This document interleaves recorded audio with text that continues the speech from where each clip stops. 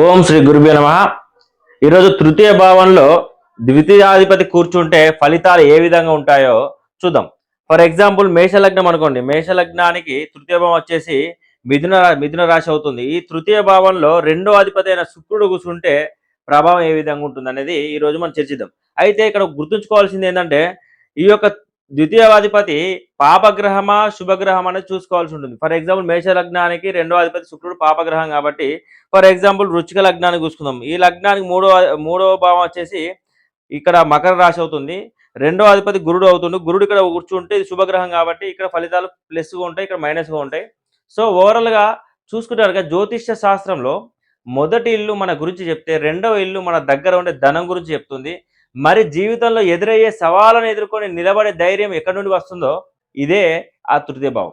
జీవితంలో ఎదురయ్యే సవాళ్ళను ఎదుర్కొని నిలబడే ధైర్యం వచ్చేసి ఈ యొక్క మూడవ భావం లేదా తృతీయ భావం నుంచి మనం చూడాల్సి ఉంటుంది. అదేవిధంగా మన జాతకంలో అత్యంత కీలకమైన ఈ మూడవ ఇంటి గురించి అలాగే అక్కడ ఉండే గ్రహాలు మన జీవితాన్ని ఎలా మార్చేస్తాయో చాలా డీటెయిల్గా తెలుసుకుందాం. అసలు ఈ తృతీయ భావం దేనిని కంట్రోల్ చేస్తుందో తెలుసా? ఒక వ్యక్తి జీవితం సాధించడానికి అవసరమైన స్వయం కృషికి పరక్రమానికి ఇది ఒక కేంద్ర బిందువు. ముఖ్యంగా ఈ ఇల్లు ఈ యొక్క విషయాలను సూచిస్తుంది. అవి వచ్చేసి ఒకటి తెగువ అంటే ధైర్యము, కష్టకాలంలో కూడా భయపడకుండా ముందడుగు వేసే లక్షణాలను, సవాళ్ళను స్వీకరించే చొరవని, చిన్న తోబొట్టులు మనకంటే చిన్నవారైన తమ్ముళ్ళు కానీ చెల్లెలతో కానీ మనకుండే సంబంధ బాంధవ్యాలు, వారి ఎదుగుదల, అదేవిధంగా కమ్యూనికేషన్ మరియు నైపుణ్యాలు. సో ఎదుటివారితో మనం మాట్లాడే తీరు, మనలోని క్రియేటివ్ టాలెంట్స్ మరియు రాతకోతలు, అదేవిధంగా శారీరక బలం కూడా మన బహుబలం, భుజాలు, చెవులు, వినికిడి శక్తి, అలాగే శ్వాసకోశ వ్యవస్థ గురించి ఈ యొక్క మూడవ భావం చెప్తుంది. అలాగే దగ్గరి ప్రయాణాలు, మన వృత్తిపరంగా లేదా వ్యక్తిగతంగా తరచూ చేసే చిన్న చిన్న ప్రయాణాలు. అయితే ఈ లక్షణాలన్నీ కూడా ప్రతి ఒక్కరిలో ఒకేలా ఉండవు కదా. ఒకరికి ధైర్యం ఎక్కువగా ఉంటే మరొకరు భయపడుతూ ఉంటారు. దానికి కారణం ఈ మూడవ భావంలో ఇంట్లో కూర్చున్న గ్రహము లేదా ఆ యొక్క భావాధిపతి స్థితి.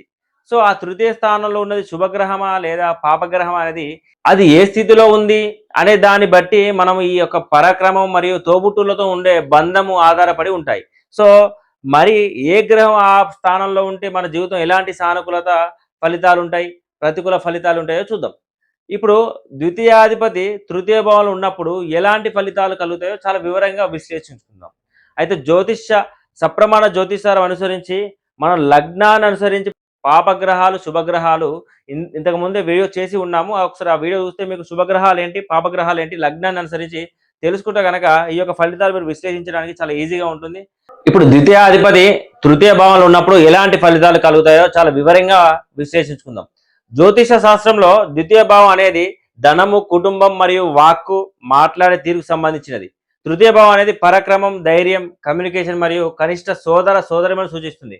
కాబట్టి వాక్స్థానాధిపతి లేదా ధనాధిపతి వెళ్ళి సోదర పరాక్రమ స్థానంలో కూర్చోవడం వల్ల ఒక వ్యక్తి ఆర్థిక స్థితి, కుటుంబ వ్యవహారాలు మరియు తోబుట్టువులతో ఉండే సంబంధాలు ఎలా ఉంటాయి అనేది ఈ గ్రహ స్వభావాన్ని బట్టి మారుతుంది.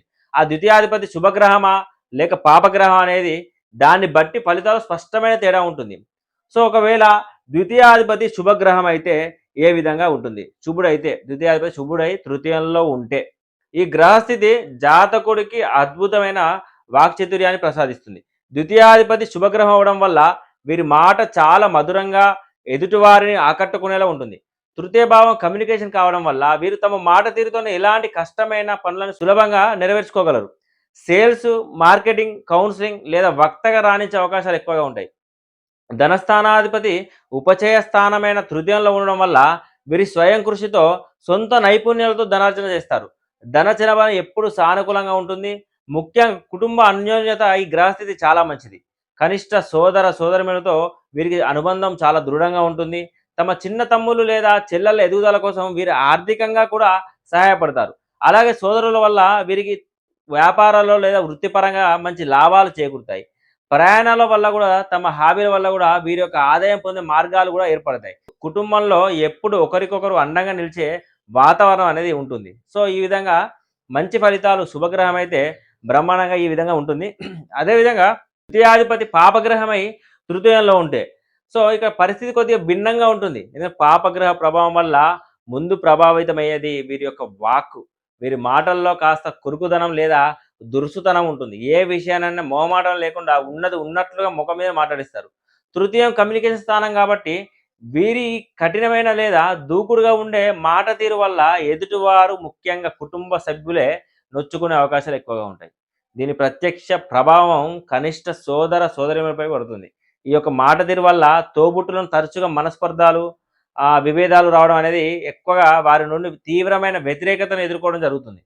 కొన్నిసార్లు ధనం లేదా కుటుంబ ఆస్తుల విషయంలో కూడా ఈ యొక్క సోదరులతో వివాదాలు తలెత్తవచ్చు.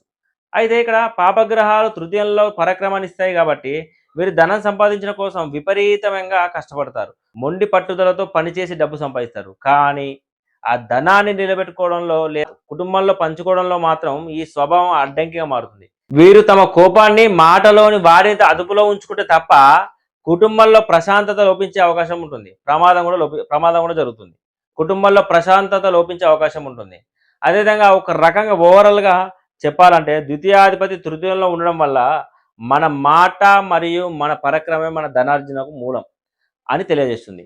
ఆ మాట తియ్యగా ఉంటే కుటుంబ సోదరులు కలిసి వస్తారు. అదే మాట కఠినంగా ఉంటే అదే సోదరుల నుండి వ్యతిరేకత వస్తుంది. సో, ఈ విధంగా మన యొక్క గ్రహ ఇన్‌ఫ్లుయెన్స్ అనేది పాపగ్రహమా, శుభగ్రహమా అని తెలుసుకొని ఈ యొక్క తృతీయ భావానికి సంబంధించిన కారకత్వాలు తెలుసుకుంటే గనక ఈ విధంగా మనకు ఫలితాలు వస్తుంటాయి. అదేవిధంగా తృతీయ భావంలో తృతీయాధిపతి ఉంటే ఏ విధంగా ఉంటుందో మనం వచ్చే వీడియోలో ఒకసారి చూద్దాం ఫలితాలు ఏ విధంగా ఉంటాయో. సో, ఈ విధంగా ద్వితీయాధిపతి రిజల్ట్స్ అనేది ఈ విధంగా ఉంటుంది. ఈ వీడియో గనుక మీకు నచ్చినట్టయితే లైక్ చేయండి, కామెంట్ చేయండి, సబ్స్క్రైబ్ చేసుకోండి. Thank you.